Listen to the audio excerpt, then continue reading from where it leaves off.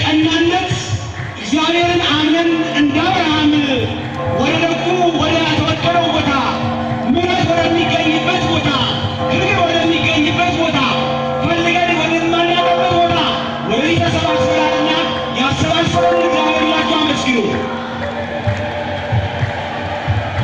በዚህ ሰዓት ላይ ብፁዓን አበው ሊቃነ ጳጳሳት እየባረኩን ሁላችንም በደስታ እዚህ ተሰባስበን የቃል ኪዳኑ ታቦት በእኛ መካከል ላይ እኛን እያባረከን እዚህ አሰባስበን ከፍ አድርጎን እግዚአብሔር በቸርነቱ ያሰባሰበን እሱ ነውና እግዚአብሔር ይላችሁ አመስግኑ።